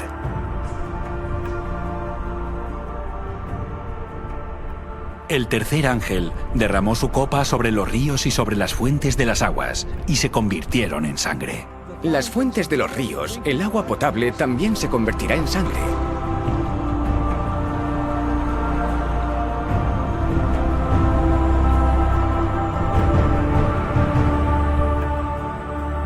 El sol quemará toda la vegetación con calor, un calor terrible. El cuarto ángel derramó su copa sobre el sol, al cual fue dado quemar a los hombres con fuego. Y los hombres se quemaron con el gran calor, y blasfemaron el nombre de Dios, que tiene poder sobre estas plagas, y no se arrepintieron para darle gloria. El quinto ángel derramó su copa sobre el trono de la bestia, y su reino se cubrió de tinieblas, y mordían de dolor sus lenguas, y blasfemaron contra el Dios del cielo por sus dolores y por sus úlceras, y no se arrepintieron de sus obras.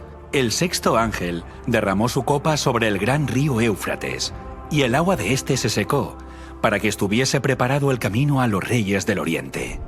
Y claro, durante la sexta plaga, que el río Éufrates se seque significa que las multitudes van a retirar su apoyo a los líderes religiosos, y en este momento se volverán en contra de los líderes religiosos. Pero debo subrayar que esto tiene lugar después de que el periodo de prueba haya terminado.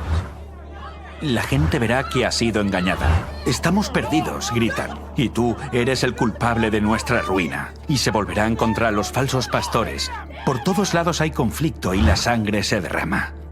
La gente aún está viva en el momento que la puerta se cierra, y mientras que el mundo se termina, las plagas están cayendo, y esto sucede antes de que Cristo venga en las nubes de gloria. Incluso después de que caiga la sexta plaga, sabemos que Jesús aún no ha regresado a la tierra, porque entre la sexta y la séptima plaga, Él dice: «He aquí, yo vengo como ladrón».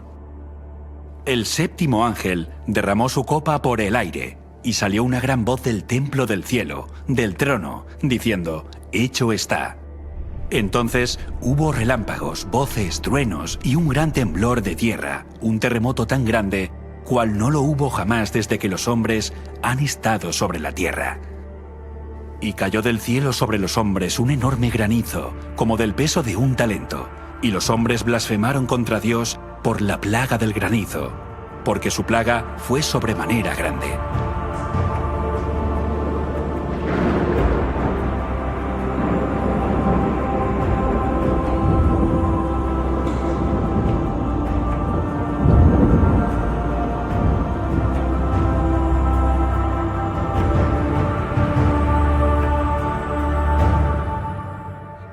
Ninguna de las plagas tocará a nadie del pueblo de Dios.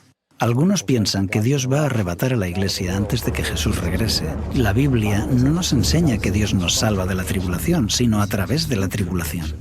El pueblo de Dios estará protegido de las plagas. Es algo parecido a lo que pasó a Israel y a Egipto. Cuando las plagas cayeron en el antiguo Egipto, Él no los sacó de Egipto antes de que cayeran las plagas. Él los salvó utilizando las plagas. Si esta es nuestra referencia, podemos considerar que en el tiempo del fin será igual. El pueblo de Dios estará aquí cuando caigan las plagas. Todos ellos tienen el sello del Dios vivo en sus frentes, así que cuando las plagas caigan serán capaces de mantenerse firmes. Estarán a salvo de las plagas. Dios los salvará de las plagas, al igual que la familia de Noé fue sellada cuando estaban en el arca y se pudieron salvar del diluvio. Así que aquí vemos que la historia se repite, tanto en Génesis como en Apocalipsis. Será el peor periodo en la historia del mundo. Será un tiempo donde solo podremos subsistir gracias a la protección de Dios. El pueblo de Dios atravesará este periodo y en esos momentos el Salmo 91 será un consuelo. Caerán a tu lado 1000 y 10.000 a tu diestra, mas a ti no te llegará. Ciertamente con tus ojos mirarás y verás la recompensa de los impíos, porque has puesto a Jehová, que es mi esperanza, al Altísimo por tu habitación. No te sobrevendrá mal, ni plaga tocará tu morada. Pues a sus ángeles mandará cerca de ti, que te guarden en todos tus caminos. En las manos te llevarán, para que tu pie no tropiece en piedra. Han llegado a desarrollar un carácter perfecto gracias a una relación íntima con Cristo, y Cristo, como resultado, pondrá su sello en ellos para sostenerlos en el tiempo de dificultad y revelar a los ángeles quién debe ser protegido durante este tiempo de dificultad. En los días de Noé, el arca fue el medio por el que Dios cumplió la promesa de mostrar misericordia a Noé. Por lo tanto, el arca en el tiempo del fin es el medio por el que Dios cumplirá su promesa de mostrar misericordia a aquellos que entren al pacto eterno. Por lo tanto, la promesa se cumple mediante la sangre del pacto eterno. Dios ahora ordena a sus santos ángeles preservar y proteger de las últimas 7 plagas a aquellos que están dentro del pacto mediante la sangre de Jesús. Es la consumación final de la ira de Dios sobre un mundo que ha rechazado su misericordia, que ha rechazado su ley y que ha rechazado su justicia. Y al rechazar la misericordia de Dios, no hay nada más que Dios pueda hacer cuando la persona dice: no necesito el perdón.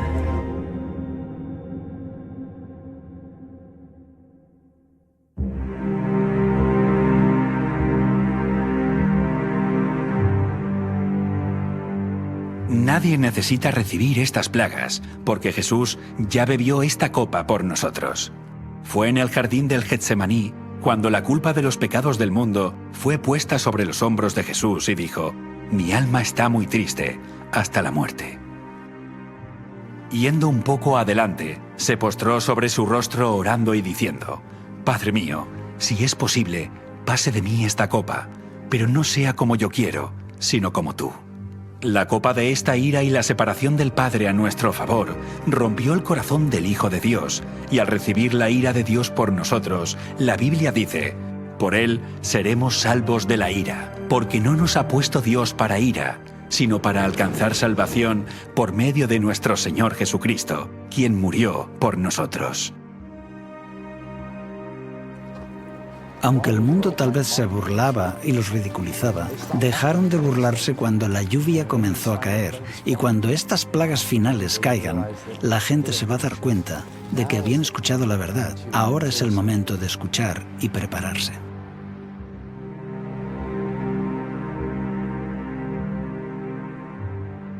Al igual que las multitudes se reunieron ante el arca contemplando la decisión final que sellaría su destino, así te encuentras tú hoy en el Valle de la Decisión. ¿Recibirás el mensaje de Noé repetido por el mensaje de los 3 ángeles? ¿Entrarás al arca del pacto eterno descansando el 7º día guardando la señal del pacto? ¿Estarás entre aquellos que guardan los mandamientos de Dios y la fe de Jesús, o estarás entre aquellos que siguen los mandamientos de los hombres? La crisis de la marca de la bestia vendrá y hará que todos tomen una decisión. Después el tiempo de gracia terminará. Como dice la Escritura, muchos pueblos en el Valle de la Decisión, porque cercano está el día de Jehová en el Valle de la Decisión.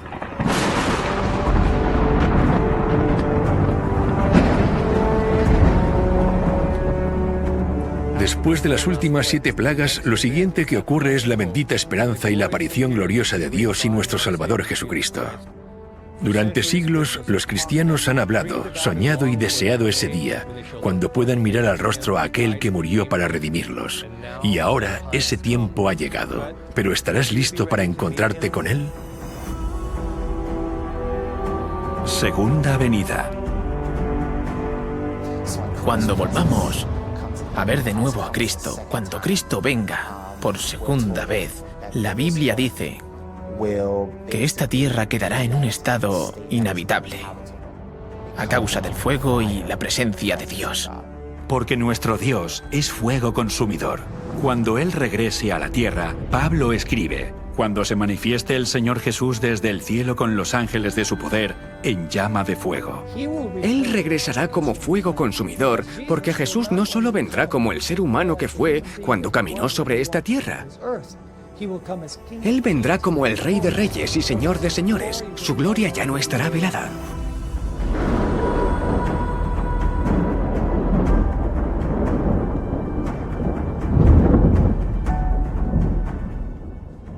Abrumado con la visión de Cristo viniendo a la tierra, Isaías escribió: ¿quién de nosotros morará con el fuego consumidor? ¿Quién de nosotros habitará con las llamas eternas? Y esta es la pregunta a la que nos enfrentamos mientras nos preparamos para morar en el fuego consumidor de la presencia de Cristo en su venida. Pero después de que Isaías pregunte quién moraría con el fuego consumidor, él mismo responde su pregunta y dice: el que camina en justicia.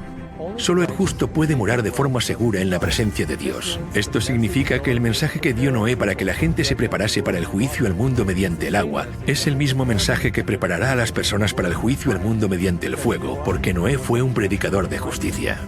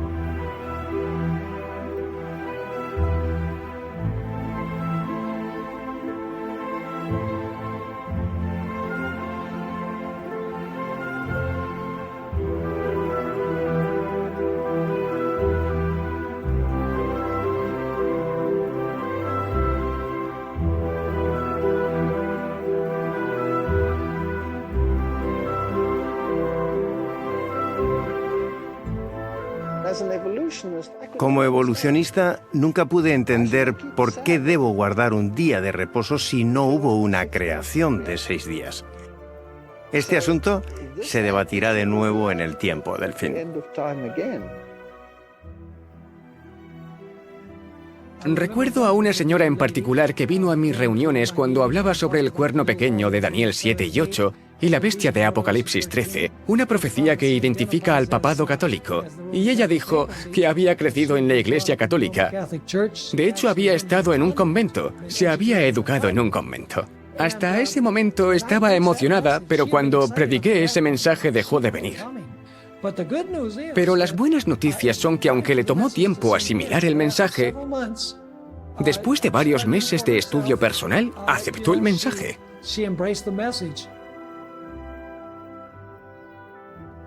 Cuando escuché por primera vez hablar del santuario, me pareció aburrido, porque no tenía ni idea de lo que se trataba. Acababa de entrar en la iglesia y solo me atraía, te puedes imaginar, el tema de la marca de la bestia. El santuario era solo como, bueno, sí, la marca de la bestia, eso es lo importante. No fue hasta que aprendí a estudiar la Biblia que comencé a ver la belleza de los símbolos del santuario. Cuando comencé a estudiarlo personalmente y me di cuenta de su función dentro del contexto del mensaje de los 3 ángeles, puedo decir que enriqueció y profundizó mi comprensión de la palabra de Dios, del plan de salvación, del carácter de Cristo. Realmente enriqueció la visión que yo tenía del plan de salvación. My view of the plan of salvation.